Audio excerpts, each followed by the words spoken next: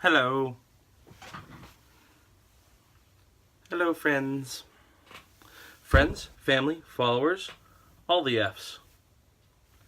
How are you tonight? I'm doing fine. And I'm dressed up, rather nice. For one reason alone. I've got a story to tell. Excuse me.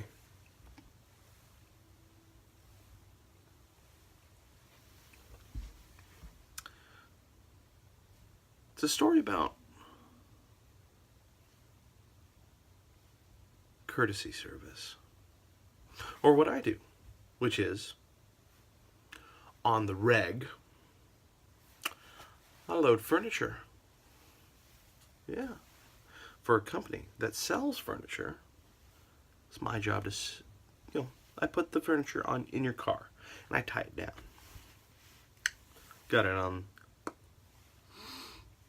lock. So, it's a story about a cowboy. Well, Mr. Cowboy is not one for minced words, nor is he for a pleasant person. If that's how you structure a sentence correctly, I'm not sure. We'll focus on the logistics of that when it's important. Tonight, a story about a cowboy and a furniture loader. Okay? So, it's a rainy day there at the furniture store. A fairly small loading area, one could imagine. Said loading area, Mr. Cowboy's not a fan of. So he drives up. He's got a large truck, lifted, Ford F-350. Pretty nice truck. Merca-mobile. He's toting himself a horse carriage, or carrier, 3 horses long. It's a big trailer. It's got a roofing. Okay. Good on him for having that in case he does things with horses. I'm not going to ask him what he does to those horses. I feel bad for those horses. Whew. Now that I know the man in some fashion.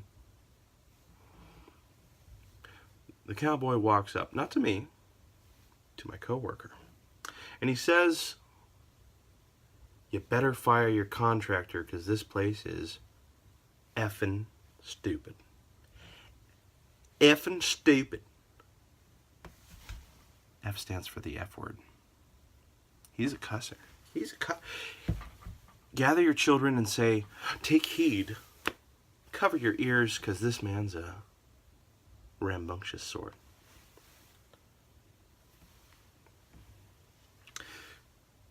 Now my coworker, of course, is quite taken aback by such a turn of phrase.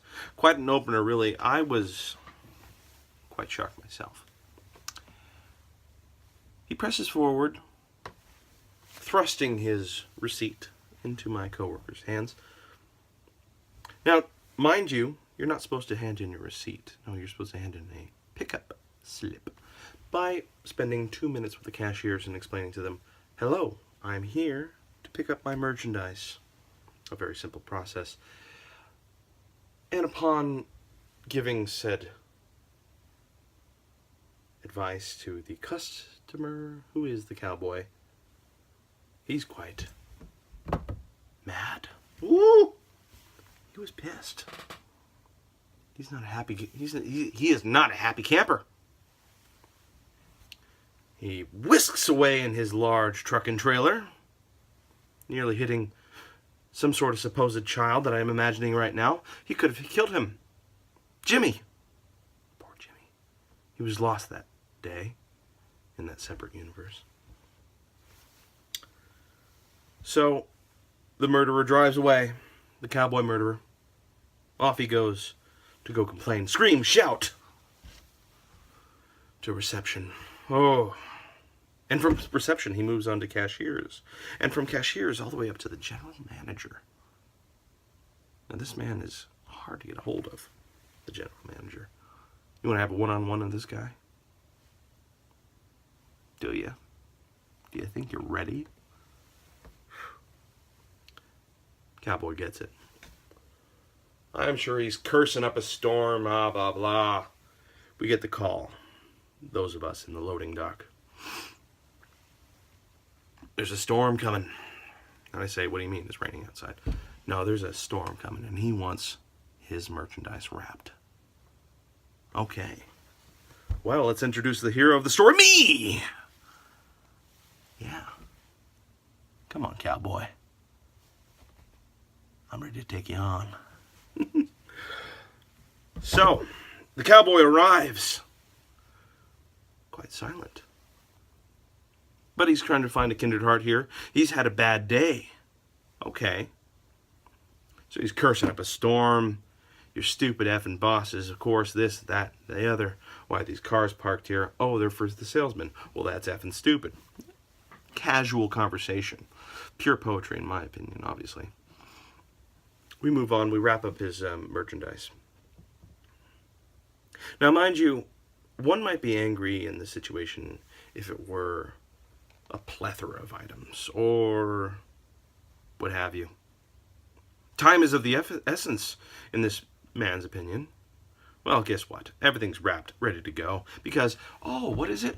It's just one chair. So glad you brought your Bronco force here, Cowboy-san.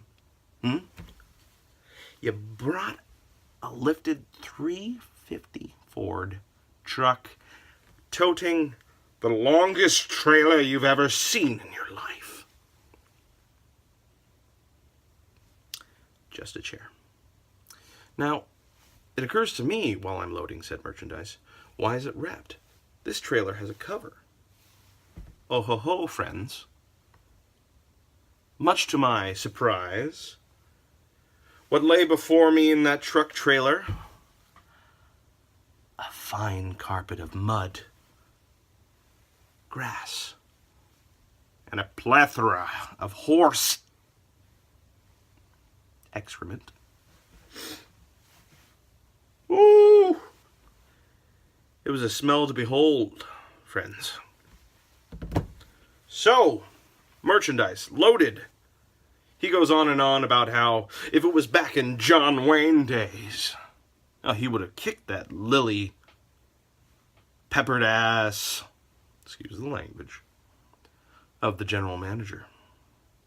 My.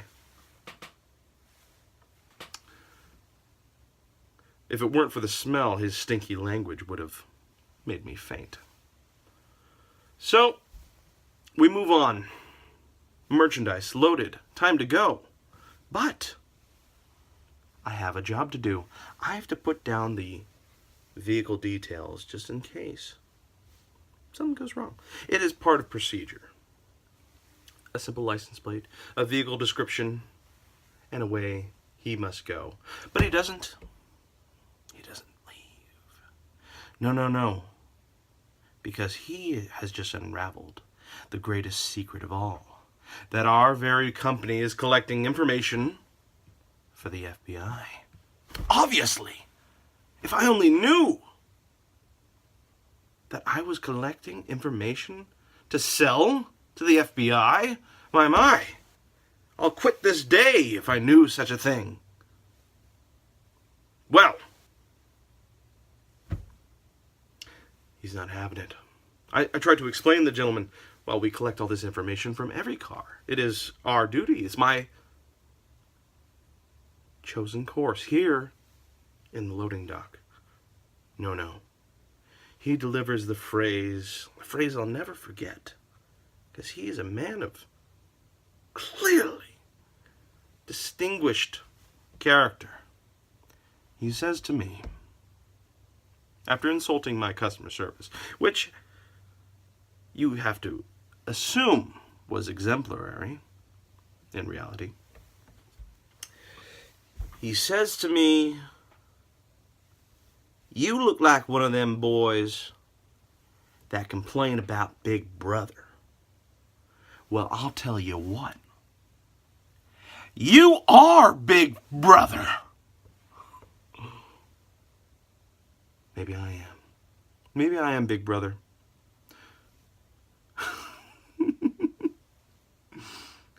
I miss that man. I miss that cowboy. There in that misting morn. Well, I'm glad you're here to listen to my story. It was a fun story. A little temper tantrum from those who are supposed to be grown up. I hope you enjoyed our little adventure. If you'd like to see more of Storytime from me, Spiffy, let me know in the comments below. Like, subscribe, tell your friends how damn good I am at my job, which is to entertain you.